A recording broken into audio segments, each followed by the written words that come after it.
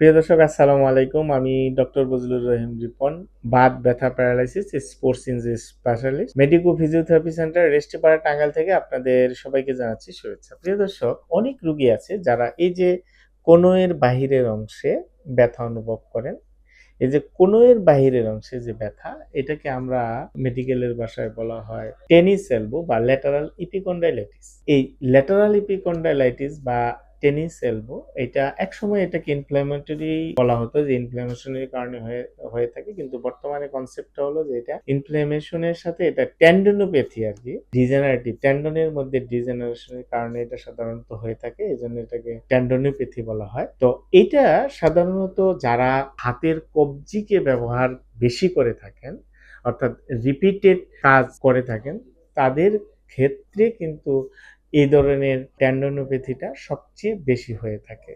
এবং এটা সাধারণত দেখা যায় অনেক সময় এই কনুইয়ের বাইরের দিকে ব্যথা ব্যথা কোনো কোনো সময় দেখা যায় আপনার হাতের নিচের দিকে নেমে আসতে পারে। আবার কোনো মোচড়ানো টাইপের কাজ করতে গেলে ব্যথা বেড়ে যায়, অথবা কোনো কিছু ধরতে গেলে ব্যথা বেড়ে যায়। তো এই ধরনের ব্যথা হলে আসলে আমাদের যে বিষয়টি হয় যে আমাদের টেন্ডনের উপর চাপ বেড়ে যায়, ফলে টেন্ডনের যে কোলাজেন, সেই কোলাজেন নষ্ট হয়ে যায়, কোলাজেনের গঠন নষ্ট হয়ে যায়, ফলে ব্যথা হয়। এই ধরনের ব্যথা হলে, অর্থাৎ ল্যাটারাল ইপিকন্ডাইলাইটিস বা টেনিস এলবো হলে, আমাদের চিকিৎসা ব্যবস্থাটা আসলে এটি কনজারভেটিভ চিকিৎসার মাধ্যমে, অর্থাৎ অপারেশন বিহীন চিকিৎসায় কিন্তু অধিকাংশ টেনিস এলবো বা কনুইয়ের ব্যথা সুস্থ হয়ে যায়। তবে কনজারভেটিভ ট্রিটমেন্টটা যথাযথ হতে হবে, এভিডেন্স বেসড হতে হবে।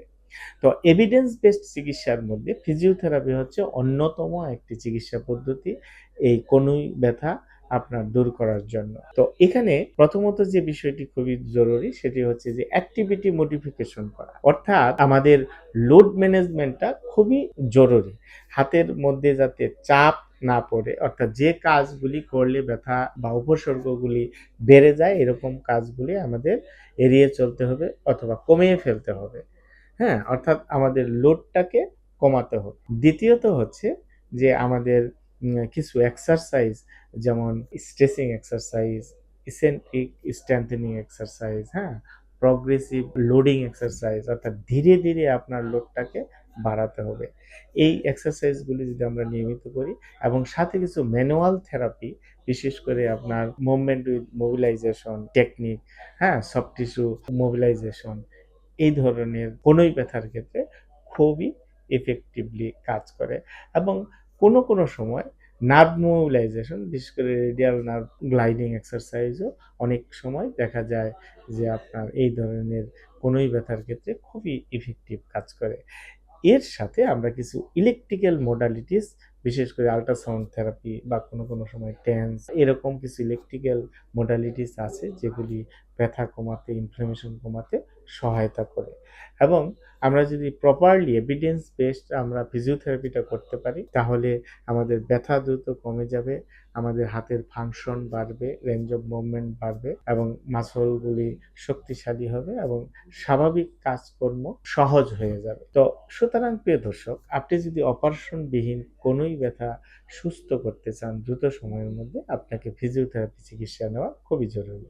সুতরাং আপনারা যারা এই ধরনের কোনোই ব্যথায় ভুগছেন, আপনারা একজন বিশেষজ্ঞ ফিজিওথেরাপি চিকিৎসকের পরামর্শ নিতে পারেন। আমাদের পরামর্শ নিতে চাইলে আমাদের স্ক্রিনে দেওয়া নাম্বারে যোগাযোগ করতে পারেন। ধন্যবাদ। আসসালামু আলাইকুম।